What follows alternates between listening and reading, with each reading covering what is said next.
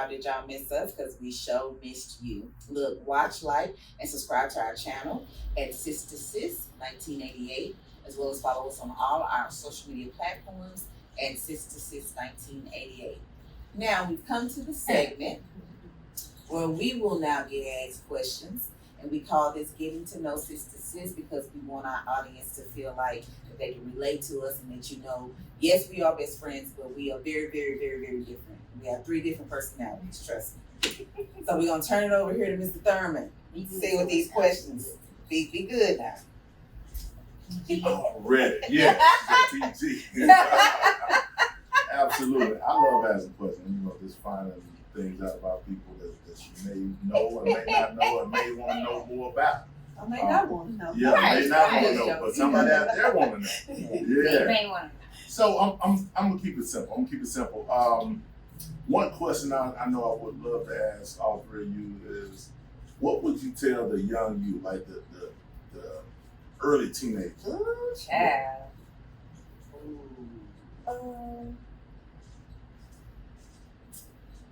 It's funny because I said this recently.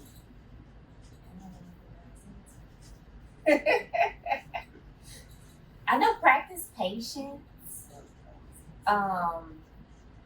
And then too, when you were a kid, you such in a rush to grow up. To just enjoy those years because this adulting thing, it's not fun. It's not fun all the time. And then just kind of like follow your true passion and not the people around you, what they want for you, what they see for you. Do what it is that you want to do. Because you'll find yourself trying to backtrack later because kind of like, well, I really didn't want to do this, but my mom or my dad or my whoever, this is what they wanted for me. But it wasn't what I wanted for myself. So just kind of be true to yourself always. For me, it would be focus and work more and talk less, or announce less. Announce the things that I was interested in and wanted to do. Do it less because it would have given me the time to really think about what I was saying that I wanted to do. Like, these are the things that I wanted to do. Kind of the same thing with Toya, is like doing what everybody else think, that you should be doing. So I knew everybody wanted me to go off to school. So I went off to school and I came right back home. When they dropped me off at school, I was saying to myself, I want to go back home. It didn't work. And college doesn't work for everybody, really. And even back then, me and Kalina talked about it a lot. We always talked about running businesses. And I just wish that if I would have focused and really took my time and said this, maybe I would have got that started earlier. And I wouldn't have wasted all that time in college, going to college. Not saying don't go to college, but for me at that time, that wasn't the road for me. It wasn't the road for me. What I would say to my younger self probably is something similar to like what Toya said, really just working on being more patient and taking your time and not trying to grow up too fast. I think I recall missing out on a lot of opportunities and a lot of things that I should have got to experience as a child because I was ready to get out there and work. Actually, I dropped out of school. A lot of people don't know that, but I dropped out of school for a short time period. And I don't regret anything that I went through, but I wish that I would have just stopped a little bit and took my time and enjoyed my time as a kid.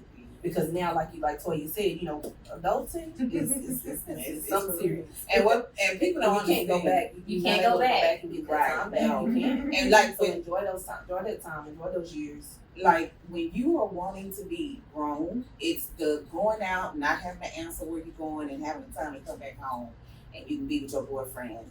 They spend a night with your boyfriend. It's bill paying, and it's working, and it's stressing. It's not what a child is talking about when they say they can't wait to be grown. It's the partying. It's the not having an answer, to nobody. Or, ooh, Lord, I'm 30 minutes late. Mama told me to be home at 11. You know what I'm saying? That's what you're talking about. You're not talking about that other stuff. Because, now you go, now I know why Mama said cut all the lights off. Now I know why Mama said, close the door, you letting all the air out and all that kind of stuff. You see what I'm saying? You kind of understand, like, dang, man, why didn't I get it? But being patient, I love it. The next question, second question, I know we're not blood sisters, but what makes you sisters? Like, so I'm gonna start with you. What makes all 3 of you sisters? Sisters. I think the unconditional love, because you know we go through stuff, and we, like she said, we very different, but regardless of that, we're gonna always come back together at the end. It don't matter what it is, what happens, who mad at who, we gonna come back. You know, we ain't gonna let it break us. Let's just say that. Like on Living Color, and we still together. and we still together. So it's an action of forgiveness. You gotta have forgiveness in any kind of relationship, and then just loving that person for who they are, good or bad. You know, just accepting them for who they are. Loving unconditionally. Yeah. You know, that's something I think that we all have been able to understand, you know, amongst each other. It's interesting that we're all single though, so it's like we're able to build this strong relationship between, you know, one another. Because regardless, whatever type of relationship it is, you have to be able to love that person unconditionally. And I think that's something that all three of us know and understand and we're able to do. So that's how we've been able to be friends for what is it? I get mixed up. 34 years? 34? Yeah. We go back way back to 4 years old each one of them. Yeah. Yes. Yeah. So, and we grew up together, and so there are very deep, intimate things that we know about one another that we as a group have not shared outside of us three. You see what I'm saying? Now throughout our friendship, we've developed other friends, but I will say, I'm so easy to cut folks off because I don't feel that unconditional love. You know, things happen and you and that person are not. Me and this person is my friend. It's more like a speaking time. And I think it's the same thing with these two. It's like you meet other people, but you kind of keep them away from this circle for some reason. We've always done it. I don't know why we do it. It's not on purpose, but we do it. Love it. I love it. Last question. What was your best mistake? Best mistake. My best mistake. I think I might have already touched on that just a little bit. Probably my best mistake was dropping out of school. Because to me, I feel like I have something, I have a story to tell. So, I mean, it's like even things that I would like to do. Actually, myself, I'm working on a book. I haven't published it as of yet. But I want to be able to help those people that come from that environment that I come from. And to know just because you go through something, it doesn't mean that that's where you're going to stay and where you're going to be, you know, always. Yeah. So to me, I think that was probably my best mistake. Right. Yeah. My best mistake was me leaving home. Because me leaving home let me know how much I loved everybody that I left. And I don't plan on leaving them again. I mean, that's just true. Me leaving and being by myself at that long period of time, or really even say short amount of time, really opened up some smells and some things that I didn't like. Dang, I really miss my mama. You know, dang, I really miss my friends, you know, whatever the case may be, you know, my family, period. And so that kind of opened the door and let me figure out something about myself, that I'm a family person, you know, and I thrive when I'm around them. That's me.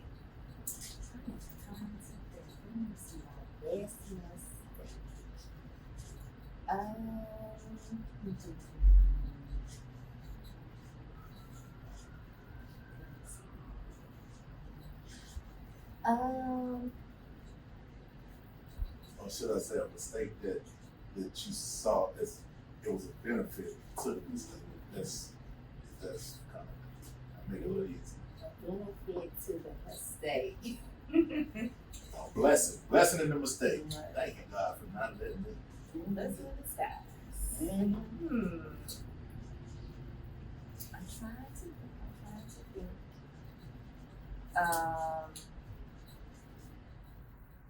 I know when I like my first year in college, I realized that what I thought I knew, I didn't know.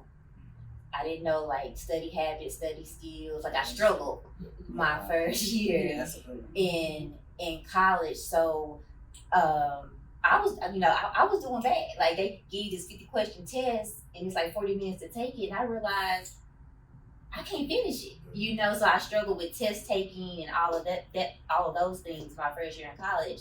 So when I went to apply for nursing school, I had to take this time test. And so it was like spreading on. She was like, I want you to take it right now. That's what the advisor told me. Cool. So she's watching me take this test. and I failed the test.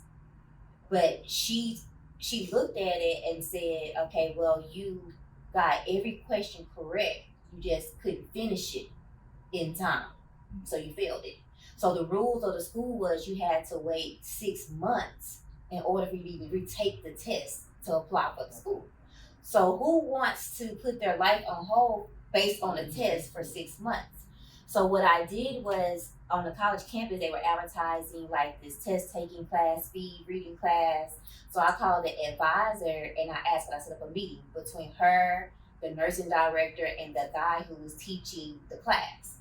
So we worked out this deal that if I took his class, it was like a 2-week course, took the class, I can come back and take the test without having to wait the 6 months. So I came back, I took the test, and I passed the test the second go round. And that was like a new thing that they implemented in the school, that if you failed the test, if you took his class, you don't have to wait the 6 months. You can come back and take it. So that affected a whole lot of people that came behind me that had the same issue, basically. So. Open the door through failure. Yes, I had to fail. I will say that was hard for me too, and I mean I graduated with honors, but that studying stuff, I didn't have that. I felt like I we learned weren't it along taught that. the way. Yeah, I learned along the way. You know, just off what works for me, but definitely didn't really have to do too much of that in school. I didn't. Okay. So. And I think I'm out of questions on that with the academic side. I relate to all of it. Hey. All right. Thank you Okay. again for joining Yeah, us. thank you. Yeah, for thank doing you. it. I appreciate you guys. Well, so Until next time. there's strength in sisterhood. And supporting sisterhood. Bye. All right, Mr. Tedt.